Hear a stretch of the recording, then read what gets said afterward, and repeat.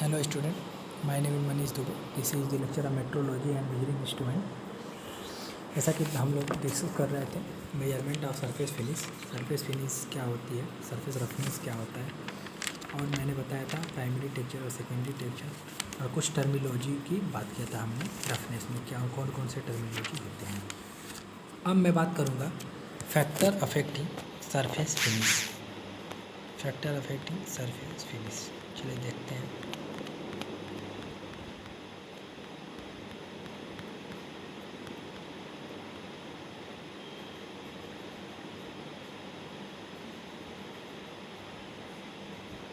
Factor affecting surface roughness होता है, उसको कौन कौन से फैक्टर अफेक्ट करते हैं, मीन्स रफनेस कैसे घट सकती है, कैसे बढ़ सकती है।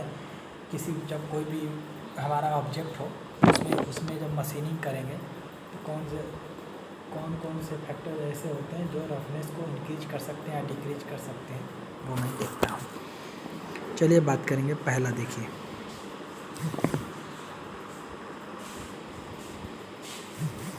मशीन औजार फिक्चर तथा कार्यखंड में से किसी की रिजिडिटी कम होने पर सतह रफनेस बढ़ता है। जैसे आप लोग जानते हो, जब कोई भी वर्क करते हैं, हम कोई भी ऑब्जेक्ट जैसे मशीनिंग करते हैं या ड्रिलिंग करते हैं, जो भी ऑपरेशन करते हैं प्रोडक्शन में, हम क्या करते हैं, किसी वर्कपीस को कहीं रख के करते हैं, फिक्चर पे रखते हैं वर्कपीस को, या कार्य जो भी वर्कपीस होता है, मशीन औजार भी चलाते हैं कटिंग करने के लिए या ड्रिलिंग करने के लिए, जो भी ऑपरेशन करने के लिए मशीनिंग औजार भी चलाते हैं। तो क्या होता है, उसकी रिजिडिटी प्रॉपर तरीके से इम्पॉर्टेंट है। अगर रिजिडिटी में अगर उसे मजबूत तरीके से वर्कपीस को और मशीन औजार को पकड़ा नहीं जाएगा तो क्या होगा, कटिंग अच्छे से नहीं होगी, और कटिंग अच्छे से नहीं होगी तो सरफेस आपका खुरदुरा बन जाएगा, रफ सरफेस ज़्यादा बनेगा, स्मूथ सरफेस नहीं बनेगा। आप लोग अगर काम किया तो आप लोग जानते होंगे कि अगर वह रिजिडिटी अच्छी नहीं होती, अगर ठीक से पकड़ा नहीं जाता है ऑब्जेक्ट को, तो रफनेस बढ़ जाती है। अब आगे देखते हैं, कूलेंट का समुचित प्रयोग न करने पर सतह रफनेस बनता है। सही बात है। जैसे आप लोग जब कोई भी ऑपरेशन करते हो, मशीनिंग ऑपरेशन करते हो, जैसे मान लो कटिंग ही करते हो, जैसे कोई भी ऑब्जेक्ट कटिंग कर रहे हो, जैसे मान लो ये सॉ की सहायता से, आरी की सहायता से कटिंग कर रहे हो। जब आरी की सहायता से कटिंग कर रहे हो तो क्या होगा, आप जानते हो कटिंग जब कोई, अगर मैं थोड़ा सा समझाऊँ आपको, तो जब जानते हो कि जब कटिंग करते हैं तो यहाँ पे क्या होगा, छोटे छोटे मॉलिक्यूल्स इसमें जुड़े रहते हैं। जैसे अगर मान लो सॉलिड है, जैसे लकड़ी है या आपके लोहा है, जब उसमें क्या होता है, सॉलिड होते हैं। सॉलिड की डेफिनेशन ठोस क्या होता है, ठोस वो चीज़ होता है जिसमें अंतराण्विक बल या इंटरमॉलिक्यूलर फोर्स बहुत अधिक होता है और जिनके अणु बहुत पास होते हैं। यही आप लोग ठोस की परिभाषा पढ़े हो। तो एक बात बताओ, जब इसके अणु पास है, जब इसको कट करोगे तो क्या होगा, कट करोगे तो ये अणु एक दूसरे से दूर होंगे भाई। जैसे मान लो ये ऑब्जेक्ट है, जब यहाँ से कट करोगे या यहाँ से कट करोगे तो क्या होगा, इनके जो मॉलिक्यूल्स होंगे वो दूर होंगे। मॉलिक्यूल से जब कट करोगे, मॉलिक्यूल्स एक दूसरे से अलग होंगे। जब अलग होंगे, इसका मतलब बॉन्ड टूटेगा। जो मॉलिक्यूल्स कैसे जुड़े हैं, बंधन से जुड़े हैं, इनके बीच में बॉन्ड टूटेगा। और जब बॉन्ड टूटता है तो आप जानते हो हीट रिलीज होती है। जो हीट रिलीज होती है या ऊष्मा उत्पन्न होती है, आप लोग नहीं देखते, अगर और आरी से या सॉ से किसी भी ऑब्जेक्ट को काटते हो, कटिंग ऑपरेशन करते हो, तो क्या होता है, हीट, आरी गर्म हो जाती है, या मशीनिंग या देखने जो सरफेस होता है वो भी गर्म हो जाता है। कैसे, हीट रिलीज होती है। उसी हीट को कम करने के लिए कूलेंट का प्रयोग करते हैं, बाहर से पानी डाल देते हैं या कूलेंट का प्रयोग। इससे क्या होता है, कूलेंट के प्रयोग होने से जो सरफेस बनता है हमारा रफ नहीं बनता, स्मूथ बनता है। इसलिए कूलेंट इम्पॉर्टेंट है। कटिंग टूल के ब्लंट होने पर सतह रफ बनता है। जैसे आप लोग जानते हो, जब कटिंग टूल हमारा अच्छे से नहीं रहेगा, अच्छे से मतलब जैसे अगर जो उसका एजेज है शार्प नहीं रहेगा तो क्या होगा, इससे हमारा जो सरफेस है वो रफ बनेगा। इसलिए कटिंग जो भी टूल होना चाहिए वो ब्लंट नहीं, शार्प होना चाहिए। अगला देखो, मशीन में होने वाले वाइब्रेशन उत्पाद सतह को रफ बनाते हैं। सही बात है। जैसे मान लो जो भी मशीनिंग मशीन की सहायता से जो भी ऑपरेशन कर रहे हो उससे क्या होगा, उससे क्या होगा, आप लोगों का वाइब्रेशन उत्पन्न होगा, कंपन होगा, मशीन चलेगी ना। तो देखते हो जब ड्रिलिंग मशीन यूज करते हो, देखना ड्रिलिंग मशीन में कंपन होता है, वाइब्रेशन होता है, क्योंकि मशीन चलती है और रोटेट करती है। रोटेट करेगी मीन्स चलेगी मशीन, जब उसे मोटर चलेगा तो वाइब्रेशन होगा। उस वाइब्रेशन अगर ज़्यादा होगा तो सरफेस क्या होगा, रफ बनेगा। इसलिए वाइब्रेशन कम होना चाहिए। इसलिए मशीन हो या जो भी उपकरण हो, उसको पकड़ने के लिए अच्छे से अच्छे तरह से रिजिडिटी की रिक्वायरमेंट होती है। इससे क्या होता है, आपका सरफेस स्मूथ बनता है।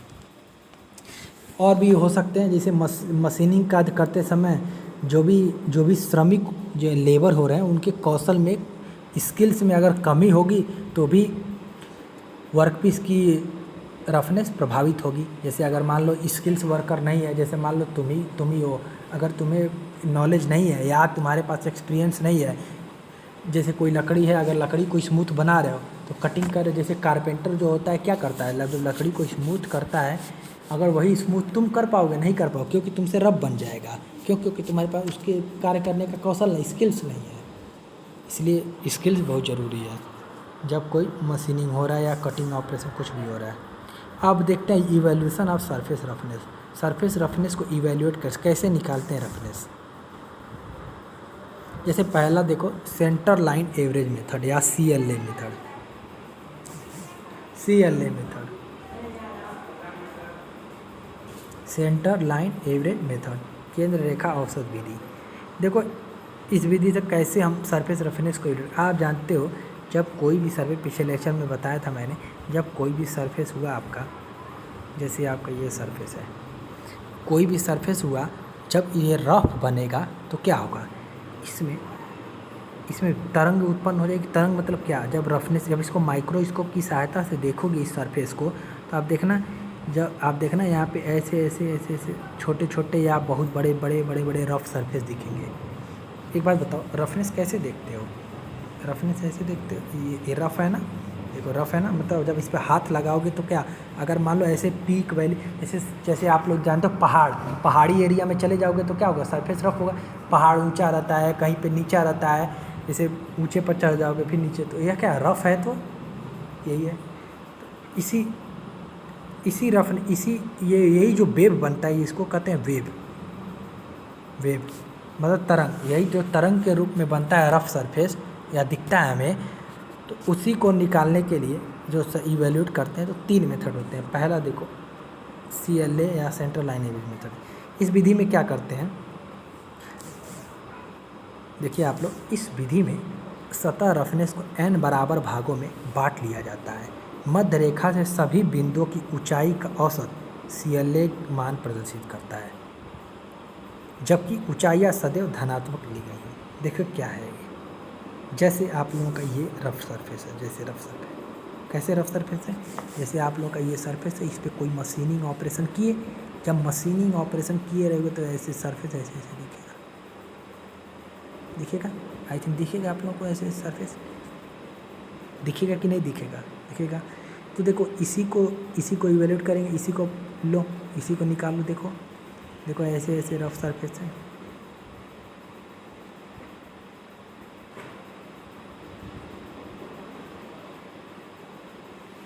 जैसे ये एरिया A1 है, एरिया 2 A3।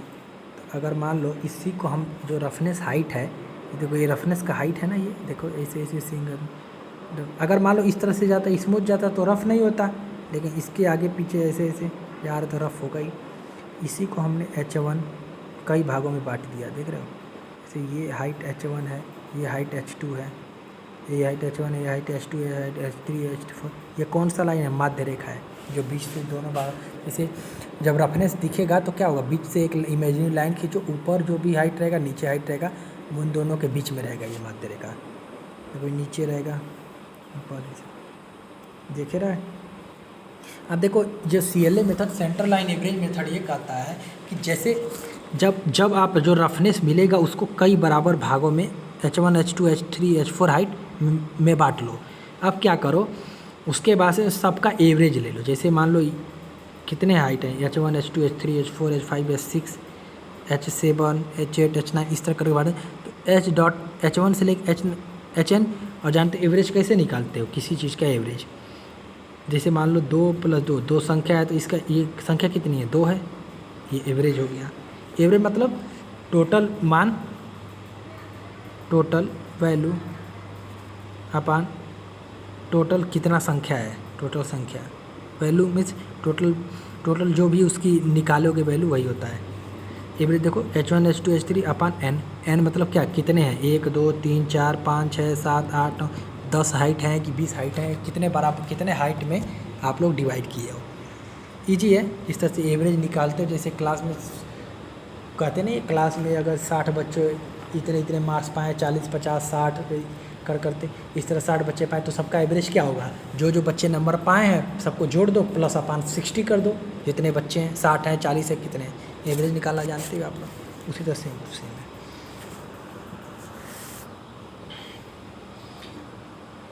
ये जो विधि होती है सेंट्रल लाइन एवरेज मेथड, ये सबसे अधिक प्रयोग की जाती है सरफेस रफनेस मेजर करने में। अब आते हैं रूट मीन स्क्वायर वैल्यू और RMS value. Root mean square value कैसे निकालते हैं? देखिए आप लोग पढ़े होंगे RMS, शुरू से पढ़ रहे हो RMS, कई बार देखे होंगे भाई, आया होगा। और देखो मैं बताऊंगा RMS को। रूट मीन स्क्वायर मीन्स जो भी वैल्यू है पहले इस, देखो रूट मीन स्क्वायर पढ़ते ऐसे हो, लेकिन ऑपरेशन पीछे से करते हो। कैसे ऑपरेशन करते हो? पहले स्क्वायर लेते हो, फिर उसका मीन लेते हो, माध्य लेते हो, फिर उसका अंडर रूट लगाते हो। मीन्स अगर मान लो किसी वैल्यू को रूट मीन स्क्वायर में देखना है तो क्या करोगे? जैसे मान लो 2 है, इसका रूट मीन स्क्वायर 2 + 3 है, इसका रूट मीन स्क्वायर जैसे 2, 3 है, इसका रूट मीन स्क्वायर वैल्यू निकालना तो क्या करोगे? नाम से ही लग रहा है रूट मीन स्क्वायर। पीछे पढ़ते तो इधर से हैं, लेकिन ऑपरेशन इधर से करते हैं पीछे से। RMS और क्या है वैल्यू? 2 3 का हमें RMS निकालना है। स्क्वायर पहले क्या करेंगे? स्क्वायर करेंगे, 2 स्क्वायर और 3 स्क्वायर। उसके बाद मीन लेंगे, इसका दोनों का मीन क्या हो जाएगा? एक संख्या 2 है तो 1 2 + अपान 2। फिर क्या करेंगे? रूट स्क्वायर भी हो गया, मीन भी हो गया, फिर इसका रूट ले लेंगे। समझ में आ गया? इस जो नाम है इसी में ही, इसी की तरह एकदम होता है रूट मीन स्क्वायर। अब देखो इसमें क्या करते हैं, जो भी सरफेस रफनेस की मापन के RMS विधि प्रोफाइल की ऑर्डिनेट के वर्गों के माध्य का वर्गमूल सतह की रुक्षता का मान होता है। तो कोई ये रूट मीन स्क्वायर वैल्यू से कैसे निकालते हैं, ध्यान दीजिएगा आप लोग। जैसे ये आपका ऑब्जेक्ट है, ये छोटे छोटे छोटे इसमें है, ऐसे ऐसे रफनेस। आप क्या करोगे? इसका RMS वैल्यू कैसे निकालोगे, ध्यान देना। आप जानते हो रफनेस क्या होता है? वेव की तरह है, तरंग की तरह है, तरंग की तरह है ना। अगर मान लो ये है आपका ऐसे ऐसे वेव, ये सॉरी ऐसे ऐसे तरंग की तरह है, तो H1 Y1 मतलब क्या? Y दूरी है ना इधर, Y1 H1 भी नाम रख सकते हो। H1 क्यों नहीं रखते? क्योंकि H1 उसमें रख चुके हैं सेंट्रल लाइन एवरेज मेथड में। Y3 देखो, ये देखो आपका ये Y1 है, Y2 है, Y3 है, Y4 है, Y5 Y6 Y7 Y8 Y9 Y10 ऐसे करके भागो। उसके बाद से क्या करोगे? ये मध्य रेखा है, ये तो आपको अरेंजमेंट समझ में आ रहा होगा आई थिंक, क्योंकि ये अरेंजमेंट में पिछले सेंट्रल लाइन एवरेज में बताया था। ये क्या है? एक तो रफनेस को शो कर रहा है कि कोई भी हमारा वर्कपीस है उसमें रफनेस किस तरह से दिखेगा जब माइक्रोस्कोप से देखोगे। तो इसको कई बड़ा भागों में Y1 Y2 Y3 Y4 इस तरह से बांट दिया गया है। तो इसका RMS लेना है, RMS रूट मीन स्क्वायर लेना है। आप जानते हो माध्य रेखा के ऊपर पॉजिटिव होता है, निगेटिव होता है नीचे। लेकिन एक बात ध्यान देना, यहाँ पे एक चीज़ बताना भूल गया मैं, ये मत कर देना कि यहाँ पे H5 को निगेटिव ले लेना ना, H5 भी पॉजिटिव, क्योंकि ये हाइट है ना, चाहे पॉजिटिव में हो चाहे निगेटिव में हो, ये हमेशा प्लस में रहेगा, हमेशा प्लस में रहेगा। H1 H2 H3 H4 H5 जो भी रहेगा प्लस में रहेगा। समझ में आ गया? ये आप लोग हम ये मत कर देना कि जैसे H1 प्लस में है, H2 प्लस में है, H3 भी प्लस में है, H4 भी प्लस में है, क्योंकि ये प्लस के उधर है और नीचे H5 दिख रहा है माइनस H5। ऐसा मत कर देना एवरेज निकालने में, हर सबको पॉजिटिव लेना है। देखो मैं पहले ही बोला है, पहले ही जो सेंट्रल लाइन एवरेज मेथड है, जो मैंने पहले बोला है कि जब भी ऊंचाइयाँ होंगी सदैव धनात्मक होती हैं, धनात्मक लेना। ध्यान देना, ऐसा मत समझना कि मिड लाइन के उधर ऊपर पॉजिटिव नीचे निगेटिव, तो एच ऊपर पॉजिटिव नीचे निगेटिव, तो इसको H5 को निगेटिव ले लो, H6 को निगेटिव, H7 को निगेटिव ले लो ना, ऐसा मत करना, सबको पॉजिटिव है।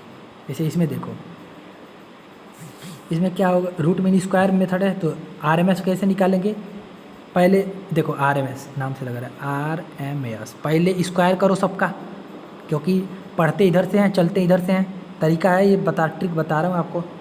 RMS निकाल, कहीं भी RMS बहुत जगह निकालने के लिए आता है, RMS निकालने का पहले स्क्वायर करो, कौन कैसे कैसे स्क्वायर करोगे, y1 square y2 square plus, नहीं कामा मत लगाओ अभी, RMS निकालने हो ना, पहले स्क्वायर करो, y1 square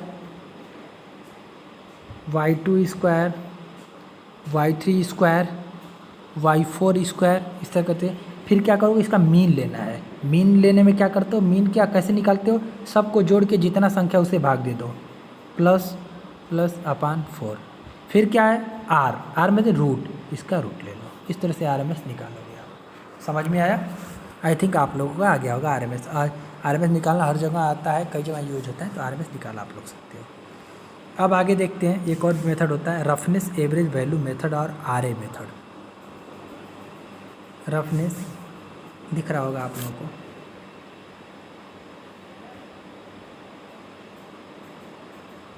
roughness value method और RA मेथड, रफनेस एवरेज। देखो इसमें क्या करते हैं, इस विधि में क्या करते हैं, 10, इस विधि को 10 ऊंचाई मेथड भी कहते हैं। इस विधि में सरफेस टेक्सचर की मानी हुई नमूना लंबाई में 5 उच्चतम कोटियाँ तथा 5 निम्नतम खाइयाँ लोवेस्ट वैल्यू के मध्य औसत अंतर के रूप में रफनेस ज्ञात की जाती है। ये ज़्यादा प्रयोग नहीं होता है, लेकिन देखते हैं हम इसको तो कैसे देखते हैं। जैसे ये देखो, ये आपका वेव है, ये वेव कहाँ से आ गया, ये रफनेस है। मैं शुरू से यही बता रहा हूँ कि जो भी रफनेस होता है उसको वेव फॉर्म में डिनोट करें, क्योंकि आप जब माइक्रोस्कोप से देखोगे अगर किसी भी ऑब्जेक्ट के रफ सरफेस को, तो वो वेव के रूप में दिखाई देगा, तरंग के रूप में दिखाई देगा। समझ में आ गया, जैसे ये वेव के रूप में दिखाई दे रहा है आपको।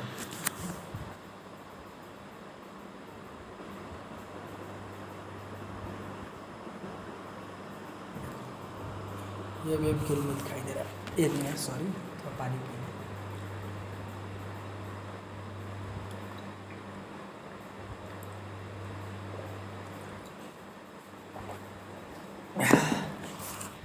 देखिए ये आपका, ये देखिए ये हाइट है ना, ये रफनेस दिखा रहा है।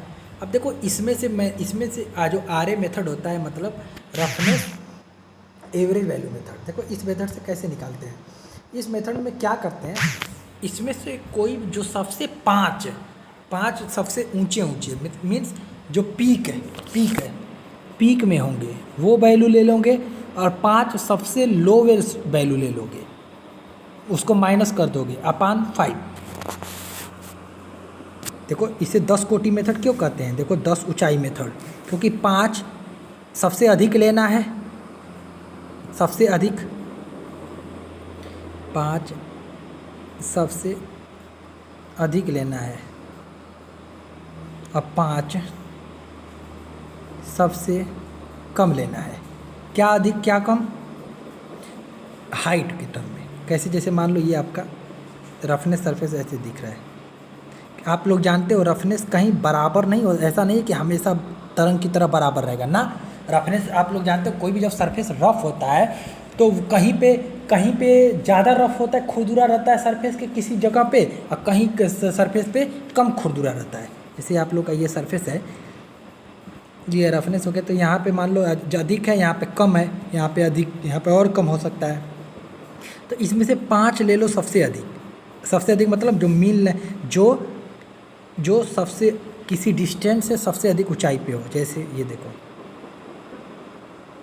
जैसे R3 सबसे ऊंचाई पर है, ये सबको, ये अधिक ऊंचाई वाले को ले लो, R3